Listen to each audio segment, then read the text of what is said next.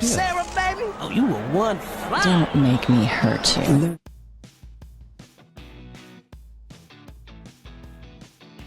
Number 10, HP TouchPad, Hewlett-Packard. Apple gave the entire tech industry a roadmap for how to make a successful tablet computer. Unfortunately, Hewlett-Packard learned the hard way that their touchpad was nowhere close to an iPad. Marred by middling reviews and poor advertising, initial sales were far below expectations. I'm very versatile. In fact, the HP TouchPad's launch was so disastrous it didn't make it 50 days on shelves before the line was discontinued. In the chaos, Hewlett-Packard even tried to sell off their personal computer division as a whole. Luckily, the touchpads became something of a novelty and saw a sharp surge in sales due to their limited quantity. But not even that could save Hewlett-Packard's stock from dropping around 40%. Millions of hits. Number 9, toothpaste entrees, Colgate. Food and dental hygiene go hand in hand. Colgate attempted to capitalize on that in the 80s with their limited line of frozen dinners. It's a good idea on paper. You eat a Colgate meal and then clean up with some Colgate toothpaste afterward. The issue is that most people didn't want to eat something that reminded them of brushing their teeth. Allegedly, the product's sales bombed hard, causing Colgate to abandon their trek into the food industry. It's probably for the best that they've stayed with toothpaste ever since. After all, nowadays the Colgate entrees are rightfully displayed in the aptly named Museum of Failures. Number 8, N-Gage, Nokia.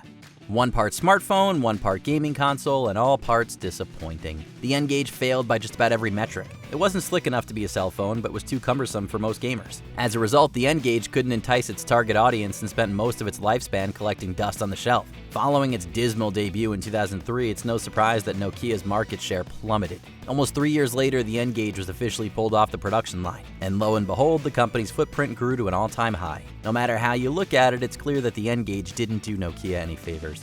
New N-Gage QD. Choose the right weapon to win the fight. Number 7, Dreamcast, Sega. Sega Dreamcast.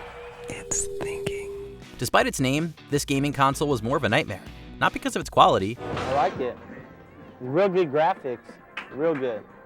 The water looks almost too real. On the contrary, the Dreamcast is still regarded as one of the best consoles ever made, sporting several iconic titles like the original Sonic Adventure. However, that acclaim didn't translate to strong sales. Didn't completely sink Sega, but boy did it come close. The company hopes to sell 1 million units by Christmas. The Dreamcast's financial failure played a major role in Sega laying off a third of their Tokyo workforce. In 2001, they powered off the Dreamcast for good, and later abandoned the console market altogether. Since then, Sega has strictly focused on making games instead of software. All hail Sega. Buy another Dreamcast. What did you say? Number 6, Premier Smokeless Cigarettes, R.J. Reynolds Tobacco Company. In the face of burgeoning anti-smoker sentiment, R.J. Reynolds tried to maintain their buyer base by introducing a healthier kind of cigarette. Enter Premiers. The smokeless variants had all the nicotine of a normal drag without several drawbacks. Oh my God. That's disgusting. But in doing so, they also lacked the flavor that most smokers wanted. In fact, the Premiers tasted so bad, not even the proven health benefits could convince people to switch. The smokeless cigarettes were canceled after just a single year on the market, causing R.J. Reynolds to write off as much as $1 billion in losses. It's a wonder how their wallets ever recovered. You folks at Reynolds Tobacco really do work for smokers. Number 5, HD DVD, Toshiba. Hey, donkey. Yeah, my wife is none too happy with how she looks in Shrek the Third on HD DVD. Why? The war over home video software was fought with cash, not soldiers. At first, Toshiba's high-definition DVD players seemed like a worthy competitor for the up-and-coming Blu-ray. But with Paramount and Universal only on HD DVD, and those players selling for cut-rate prices, the battle continued. But that was part of the issue. Audiences either couldn't tell the difference or didn't care enough to let it sway them.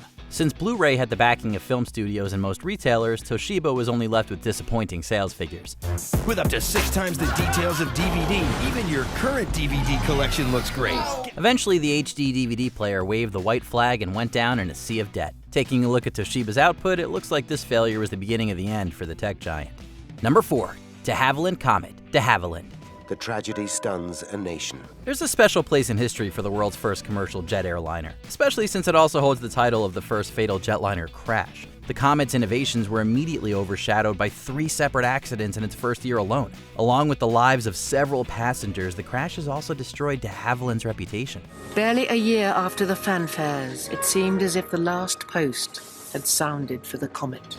At the very least, the controversy pushed the whole industry towards new safety standards. But by then, the damage to the Comet was already done. Against safer and more economical choices, orders stopped coming in. De Havilland had to be bought and rebranded before they came close to bouncing back.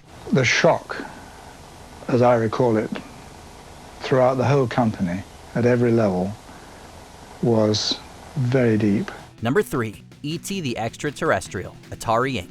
Don't let the name fool you. This game is basically unrecognizable from the beloved 80s film, or really as a working piece of entertainment at all. It's the video game that lets you pretend you're E.T. E.T. the Extraterrestrial endured an unprecedented critical bashing, and that trickled down to developer Atari too. In fact, it could be argued that the company's reputation never truly recovered. Their wallet certainly didn't, but E.T.'s disastrous reception impacted more than just Atari. It's also considered one of the compounding factors behind the fall of video games in the 80s. You know your game is bad when it doesn't just threaten its own company, but the entire industry as a whole. All he had to do was stay on that ship, and there wouldn't be a game.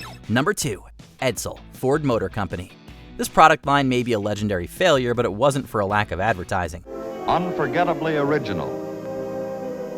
Elegantly styled. Ford booked ads, assured investors, and even called its launch event E-Day. They did just about everything in their power to make Edsel the next big thing. Well, everything except making a car that people wanted to buy. The economic recession of the 50s didn't help early sales. Neither did the car's shoddy workmanship and ugly design, for that matter. It's like falling in love. You can read about it, hear about it, but you've got to feel it. In the end, Ford got very little return on their investment. While the success of their other lines meant they could endure their misfire, that doesn't make it any less embarrassing. Remember, driving an Edsel is an experience no man should miss.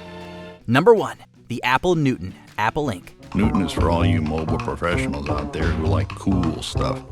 Thank you. They say one bad apple spoils the bunch, but this company is a whole lot more than just one. For example, does anyone remember the Apple Pippin? We don't blame you. The defunct entertainment system bankrupted licensor Katz Media and nearly did the same to Apple too. Although the Apple Newton almost did them in long before that. The personal digital assistant was one of the first of its kind, and also one of the worst selling. Newton lets you communicate with the whole world, and if there's anything this world could use, it is more communication. When Steve Jobs returned to the company in 1998, he personally discontinued the Pippin and the Newton. By cutting his losses, he was able to turn this sinking ship into the tech juggernaut it is today. Where's Newton in relation to what? The universe or Des Moines? Did you enjoy this video? Check out these other clips from GetMojo, and be sure to subscribe and ring the bell to be notified about our latest videos.